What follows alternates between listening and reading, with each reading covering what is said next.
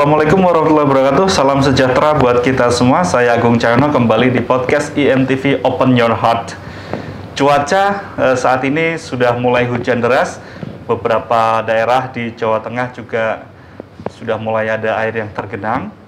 Dan tentu ini juga membutuhkan antisipasi untuk bagaimana caranya siap siaga bencana, apa yang harus dilakukan, terutama di wilayah-wilayah yang sudah menjadi titik rawan bencana.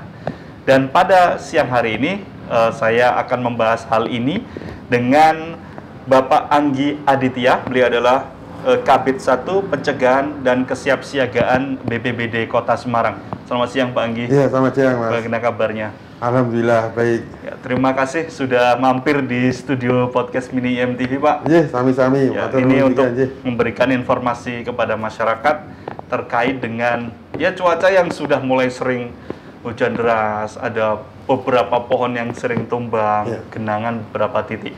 Nah, sebelum kita masuk terkait dengan bagaimana kita mewaspadai bencana ini, Pak Anggi ini kan sebagai Kabid Pencegahan dan Kesiapsiagaan Bencana di BPBD Kota Semarang.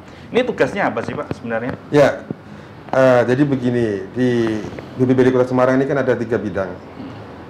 Kebetulan di tempat kami ini saya di Kabid Bidang Pencegahan dan Kesiapsiagaan. Bidang pencegahan dan kesiapsiagaan ini untuk tusinya, jadi yang dilakukan sehari-hari itu untuk terkait dengan di pencegahan ini ada di dalamnya itu termasuk juga peralatan untuk pendeteksi dini bencana itu, termasuk EWS, gimana caranya supaya tidak terjadi bencana. Jadi pendeteksi dini di situ.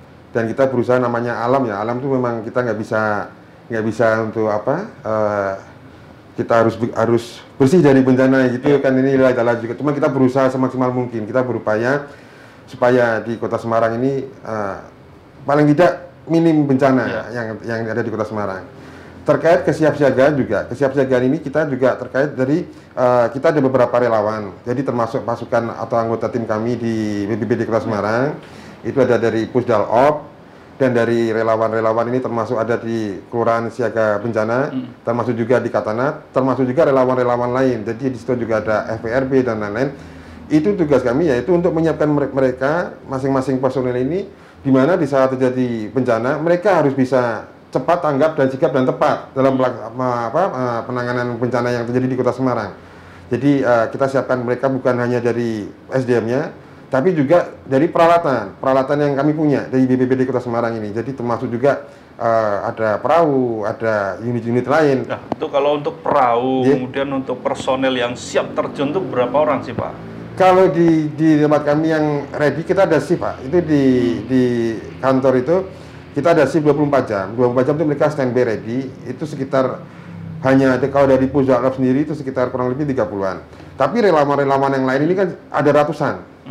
Memang yang relawan-relawan lain ini mereka tinggal di wilayah dan mereka tidak standby di BPBD, ya hanya Pusdal ini. Tapi mereka bisa berkoordinasi karena kan langsung berkoordinasi dengan yang ada di 24 jam ini Pak? 24 jam. Berarti on calling? On calling, wajib itu. Masyarakat bisa mengakses itu semua? Oh, harus bisa. Ada nomornya yang bisa di calling? Ini langsung di depan supaya barangkali masyarakat nanti yang membutuhkan pertolongan atau membutuhkan bantuan dari BPBD bisa langsung mengontak BPBD Kota Semarang melalui WA bisa juga, melalui chat bisa juga. Di 0812 2010 051. Bisa diulangi Pak? Ya, 0812 ya 2010 ya 051. 051 ya. Ini bisa langsung ke kami, ke BPBD Kota Semarang. Tapi kalau memang nanti selain ini juga bisa juga dari call center yang 112 itu yang memang terpadu dari semua, itu juga langsung terkonek ke kami, ke BPBD Kota Semarang. Ya. Dan untuk kesiapsiagaan bencana sendiri kemarin kalau tidak salah juga pihak BPBD sudah mulai warming up atau istilahnya untuk melakukan latihan sekaligus peninjauan kapal-kapal atau perahu di Waduk Jatibarang. Ini seperti tayangan yang ada di layar ini. Bentar Pak. Nah ini Pak, ini apa ini Pak tujuan kegiatan ini Pak? Iya, jadi ini kegiatan ini kita laksanakan kemarin di Waduk Jati Barang. Jadi kita juga bekerjasama juga dengan Basarnas. Ini relawan KSB atau ini BPBD? Ini Pusalap ini. Ini Pusalap yang di BPBD kita. Jadi mereka ini yang siaga 24 jam di kantor kami. Oh, ini yang on calling tadi on ya? Calling. Ini on calling. Jadi di saat terjadi sesuatu, longsor ataupun banjir dan lain-lain, mereka harus langsung ke lokasi. Itu memang kita sebenarnya ada SOP, kita mau kita mau mempercepat. Cuman kan kondisi kantor kami ini kan ada di Penggaron. Makanya KSB ini harus kita maksimalkan. Jadi teman-teman Pusdalop ini di saat nanti terjadi di wilayah, misalkan di wilayah daerah Mangkang dan lain-lain, ini kan butuh waktu. Mereka harus bisa berkoordinasi dulu dengan yang KSB atau relawan yang ada di lokasi kejadian. Ini latihannya apa saja nih Pak untuk mengantisipasi bencana? Iya, jadi ini memang kami kemarin bekerjasama dengan Basarnas kami undang juga. Ini sebenarnya hanya untuk merefresh. Karena kan ini memang sudah mulai memasuki cuaca-cuaca yang begini. Kuantitasnya cukup deras hujannya ya. Kemarin sendiri juga dari Bapak Sekda maupun Bapak Wali Kota kan kemarin juga kita ada gladi di Wali Kota. Itu untuk kesiapan dari semua instansi termasuk salah satu BPBD. Jadi itu apa yang bisa terjadi, apa yang instansi-instansi ini bisa lakukan. Nah, ini kemarin memang ini terkait yang ini untuk dari Pusalap sendiri. Jadi kita merefresh karena namanya manusia ya. Manusia ini kan biar selalu karena tadi terlatih, harus selalu terlatih dan mereka juga harus profesional, harus cepat, harus tanggap itu tadi. Mereka kita refresh. Jadi di saat nanti terjadi bencana ini, contoh ini kan pakai perahu ini kalau ini perahu karet ya, perahu karet. Di mana nanti perahu karet ini kan memang misalkan harus penyelamatan begini, ini harus ada teknik-tekniknya. Ini nggak bisa dia dalam posisi terbalik tengkurap itu nggak bisa. Ini memang posisinya harus begini. Nah, ini kan harus di refresh lagi. Jangan sampai di saat kejadian itu tim kami ini lupa atau bagaimana kan bisa. Jadi memang itu harus selalu di refresh. Ini termasuk yang ini penyelamatan dengan ini harus ada tekniknya juga. Ini ternyata nggak boleh harus sebelum dari si korban. Ya, ini saat melempar ini nggak boleh pas di korban atau melebihi korban, nggak boleh. Jadi ini harus jaraknya segini. Harus di depannya. Ya, ini harus dikuasai oleh tim BPBD. Tim BPBD harus menguasai. Walaupun mereka semua sudah ahli sebetulnya. Mereka semua sudah ahli, cuman ini hanya untuk merefresh saja. Untuk latihan. Latihan supaya nanti mereka semua tim kami sudah handle kok. Termasuk kapal-kapal atau perahu-perahu karet ini ya? Iya, termasuk ini. Ini kan yang pakai perahu mesin ini ternyata juga di saat penyelamatan di tengah, ini kondisi mesin ini harus sudah mati. Itu 4 meter atau minimal 4 meter dari si korban. Iya. Jadi harus sudah mati duluan baru jalan pelan, nggak boleh sampai ke korban itu posisi nyala. Karena nanti dikhawatirkan mengenai. Ya, kalau melihat ini kesiapsiagaan bencana dari teman-teman BPBD. Nah, ini kan tadi juga disinggung ada relawan ya. Iya. Nah, relawan ini mendapatkan edukasi langsung dari BPBD atau bagaimana Pak? Iya, jadi kalau untuk relawan di luar tim ini di luar tim Pusalap, memang kita ada semacam kayak peningkatan kompetensi ya. Jadi kita selalu latih untuk mereka supaya mereka ini juga bisa membantu di saat terjadi bencana di Kota Semarang. Walaupun tidak spesifik secara detail, tapi paling nggak mereka bisa pertolongan pertama dulu. Karena kan kita itu tadi kondisi jarak. Jadi mereka juga harus selain itu mereka juga kita bekali dengan pengetahuan-pengetahuan supaya mereka juga bisa memberikan pengetahuan itu atau mensosialisasikan ke masyarakatnya, ke warga. Jadi kan KSB itu kan satu kelurahan. Ya. Nah, di saat pertemuan RT atau RW atau dan lain-lain itu mereka juga bisa ikut mensosialisasikan terkait bencana. Ya, kalau di Semarang sendiri kalau Pak Enggi melihat itu kerawanannya untuk bencana seperti apa, Pak? Ya, memang kita di Kota Semarang ini yang ini walaupun ini faktor kuasa Tuhan ya. Iya. Cuman yang terjadi saat ini justru yang sering ini kan longsor.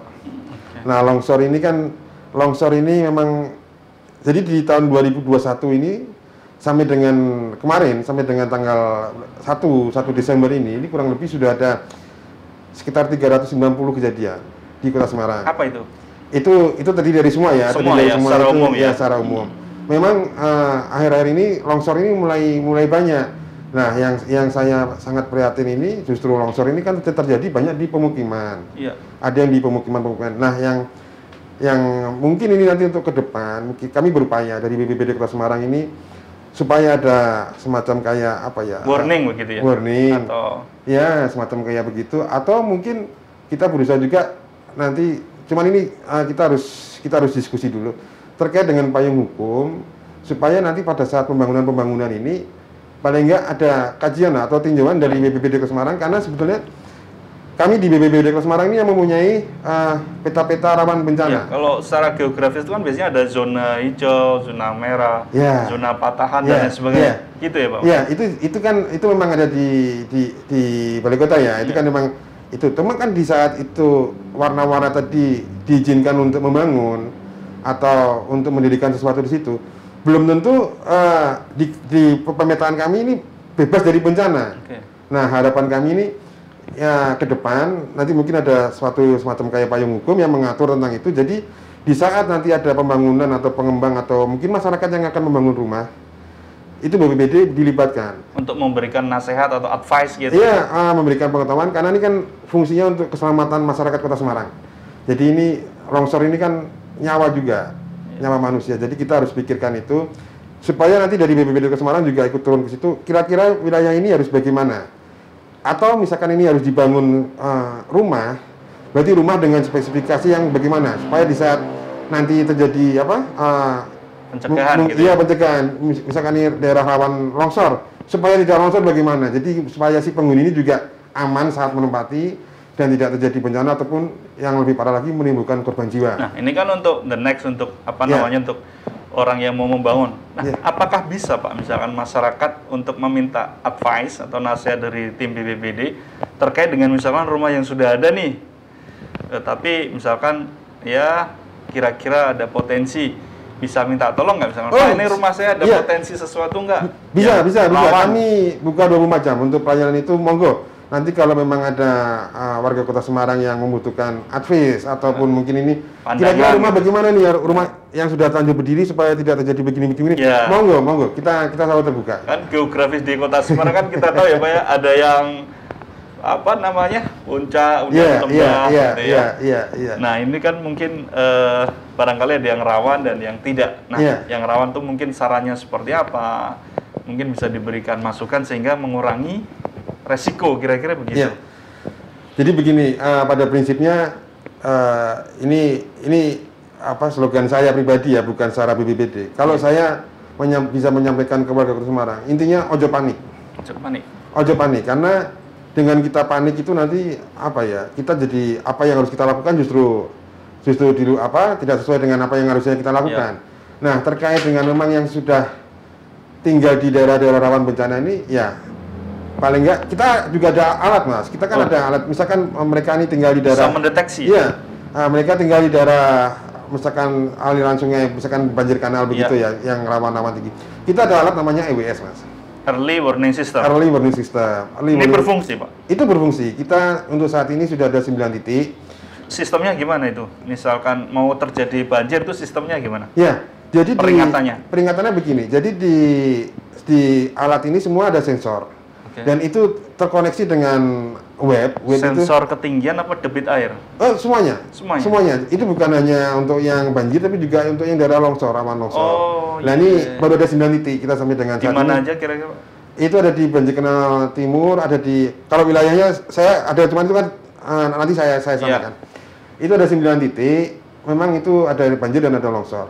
Di alat itu kita bisa langsung. Jadi di BPBD Kota Semarang itu ada layar besar gitu. Itu memang pantauan untuk alat TWS. Jadi di saat itu nanti debit tinggi, itu kita bisa langsung termonitor dari sini. Dan di alatnya pun itu sudah ada alarm. Jadi warga yang di sekitar ini dia bisa mendengar. Nah, ke depan ini kita baru, karena kebetulan saya juga baru, Mas, ini di BPBD Kota Semarang. Ini saya juga untuk berusaha untuk masyarakat juga. Jadi kita berharap ini nanti untuk ke depan ini semua harus bisa masuk ke aplikasi Android. Wah, luar biasa itu kalau masuk ke aplikasi Android ini dengan harapan semua warga Kota Semarang bisa mendapatkan informasi. Ini kan mereka hanya download. Dengan download pun juga saya berharapnya kapasitas aplikasi ini jangan yang terlalu tinggi.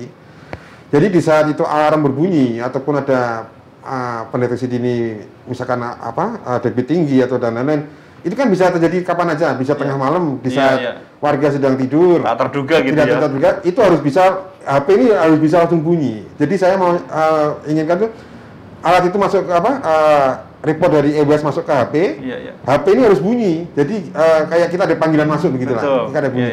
Jadi warga juga sudah tahu duluan sebelum ada, itu kan mereka sudah bisa langsung untuk mempersiapkan diri masing-masing. Ya. Gitu. Ini untuk dalam rangka pencegahannya. Selain longsor, titik-titik banjir mana saja Pak yang BPBD sudah kira-kira antisipasi nih, menjadi monitoring?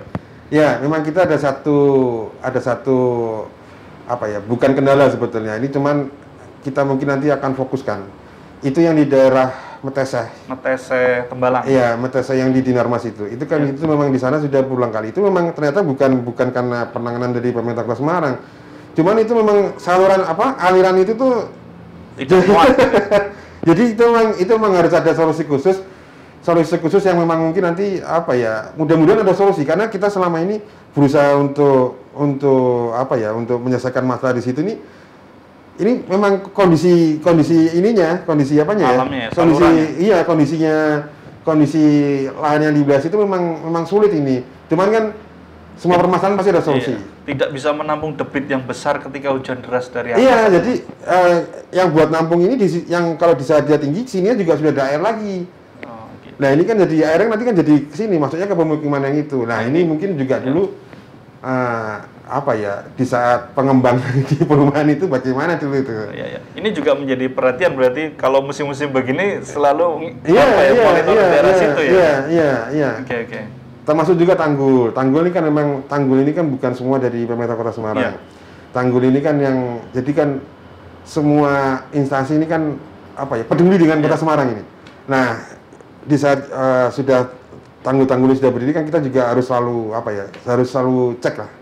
Ini tanggul ini kira-kira sudah retak atau belum. Kalau sudah retak berarti kan kita harus segera koordinasi dengan terkait juga. Ya, Pak Anggi, selain BPBD ini mempersiapkan secara internal, baik SDM dan alatnya, apakah juga memberikan edukasi kepada masyarakat secara umum atau di titik-titik rawan bencana terkait apa yang harus dilakukan jikalau terjadi bencana gitu?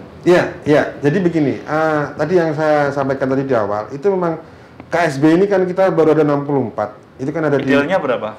Iya, kita kalau berharapnya sih di semua, walaupun di 177 kelurahan itu pasti tidak semua daerah rawan bencana. Kan ada yang di wilayah perkotaan yang aman-aman. Cuman saya berharap dengan adanya KSB ini, mereka juga bisa menyampaikan ke masyarakat, ke warga di sekitarnya di kelurahan itu.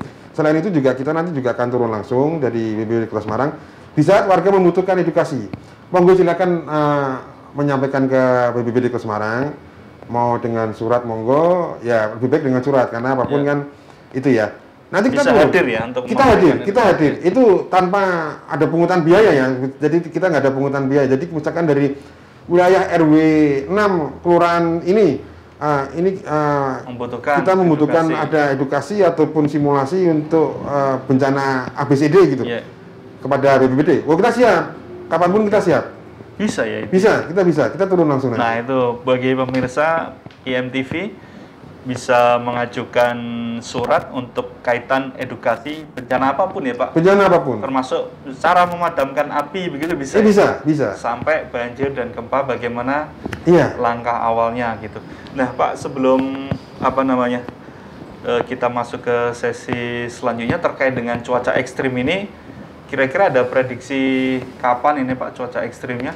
Kalau prediksi sih harapan saya jangan ada bencana lah, jangan ada gitu. Harapan kita semua kita bersih, kita bebas dari bencana itu. Cuman tapi kalau memang dari kita kan informasi masuk ini kan bukan hanya dari BNPB, tapi kan juga ada dari BMKG juga. Memang kalau yang lebih tepat terkait perakiraan cuaca itu ada di BMKG. Nah, jikalau kejadian yang tidak diinginkan itu terjadi, apa yang harus masyarakat lakukan misalkan untuk bencana banjir dan longsor? Ya, ini yang kita agak kesulitan itu sebetulnya terkait dengan angin, Mas. Yang El Nino itu. Itu kan angin. Angin itu kan di saat angin itu muncul kan itu kan nggak bisa diduga-duga. Kita juga lagi berusaha untuk ini lagi angan-angan ya, lagi angan-angan mudah-mudahan bisa terrealisasi terkait dengan tadi alat pendeteksi dini itu yang terkait dengan angin. Ini kan sulit Mas. Kalau air kan air atau benda ini kan tanah pun bisa gerak. Cuman kan kalau angin ini datangnya dari mana sampai merobohkan itu. Nah, ini yang kita lagi berusaha, mungkin nanti kita juga akan berupaya untuk ke ke akademisi lah atau ke pokoknya yang ahli-ahli terkait dengan itu kita juga akan berkoordinasi. Mudah-mudahan bisa menemukan dan kita bisa membeli alat itu. Iya. Baik, kita doakan secara bersama-sama mudahan itu berhasil terwujud. Nah Pak, kalau misalkan masyarakat meng-call BPBD atas sebuah kejadian gitu ya, musibah katakanlah yang tidak diinginkan, itu apa yang akan diberikan bantuan dari BPBD Pak? Ataukah membangun fisik kembali atau membangun sementara atau bagaimana Pak? Iya, jadi begini Mas, ini mungkin nanti masyarakat Kota Semarang bisa ini juga ya membuka ada websitenya atau bukan ini, jadi kita ada aplikasi namanya Semaris Mas, Semaris SEMARISK. Iya, Semaris. Oh iya. Nah itu nanti ini diunduh di aplikasi di Play Store, itu di Play Store. Ini tapi sifatnya hanya untuk aduan. Jadi tapi harus menyalakan lokasi ya, lokasi. Jadi nanti sebentar ini saya bisa buka nggak nih? Mudah-mudahan bisa saya buka dari HP. Ya. Itu nanti masyarakat siapapun itu di saat mendownload ini, misalkan selain tadi telepon yang masuk ini, itu dia bisa langsung dari warga ini bisa langsung foto misalkan ini di sini bencana, kita foto, ini kan muncul ini di sini. Ya. Kita nanti titik-titik ini bisa muncul, kita foto, kita upload input data di situ. Coba Pak dinginkan biar bisa tengok. Iya, ini jadi di sini kan ada seluruh Kota Semarang ini. Nah, ini di sini ada titik KSB, ada titik relawan KSB itu relawan-relawan kami tadi. Nah, di saat warga Kota Semarang ini mendownload ini, itu nanti misalkan di wilayah, misalkan di tempat kita ini ada terjadi bencana. Itu nanti kita foto, kita masukkan di sini, otomatis nanti ada titik koordinat dan lain-lain. Lah, ini layar monitor ini yang nyala di kantor ini kan termonitor terus. Nanti dari tim Dalop ini, Pusdalop ini langsung akan turun ke lokasi. Sesuai dengan titik koordinat. Ini kan ada koordinat, jadi kan kalau kita pakai Google Map kan berarti kan otomatis tepat itu. Jadi lebih simpel ya. Lebih simpel. Dan ini juga ada inputnya nanti terkait ini nanti untuk bencananya ini banjir ataupun nanti bisa muncul di sini. Bisa ada di sini. Monggo nanti bisa bisa di download di Play Store Semaris BPBD Kota Semarang. BPBD Semaris BPBD Kota Semarang, Semar RISK resiko ya, Semaris BPBD Kota Semarang. Nah itu masyarakat Kota Semarang bisa mengunduh, dan selain itu tadi on call BPBD Kota Semarang jika ada yang membutuhkan di 08122010051. Itu 24 jam ya Pak ya? 24 jam. Nah terkait dengan cuaca dan mengantisipasi untuk kesiapsiagaan bencana ini Pak, ada pesan-pesan dari Pak Anggi selaku Kabid Pencegahan dan Kesiapsiagaan kepada masyarakat Kota Semarang? Ya, jadi intinya kita sebagai warga Kota Semarang, kita itu tadi slogan saya, ojo panik. Ojo panik. Karena pemerintah Kota Semarang ini sangat memperhatikan warga Kota Semarang dengan segala macam bentuknya. Jadi bencana itu kita jangan takut, cuman kita harus waspada dan kita harus bisa melakukan sesuatu itu. Kalau kita tidak panik itu kita pasti akan lebih mudah dari semuanya. Kita pasti akan lebih aman. Dan dari pemerintah Kota Semarang sendiri melalui BPBD Kota Semarang, kami juga akan selalu berusaha untuk mengedukasi masyarakat dengan berbagai macam bentuk. Itu kita jemput bola, kita berusaha untuk jemput bola, Mas. Kita berusaha untuk jemput bola. Jadi ataupun dari masyarakat yang tadi disampaikan juga meminta untuk ada edukasi, kami siap, kapanpun kami siap. Jadi intinya ojo panik. Dan tetap berdoa gitu. Nah, tetap berdoa tidak terjadi bencana di Kota Semarang. Itu. Amin. Baik, terima kasih Pak Anggi Aditya atas informasi-informasinya. Ini saya kira cukup bermanfaat buat warga Kota Semarang sehingga bisa meminimalisir atau paling tidak ya kalau bisa tidak ada bencana di Kota Semarang. Terima kasih Anda sudah bergabung bersama kami. Saya Agung Cahyono mewakili kru yang bertugas pamit undur diri. Selamat siang dan sampai jumpa. Terima kasih Pak Anggi. Ya, matur nuwun Mas.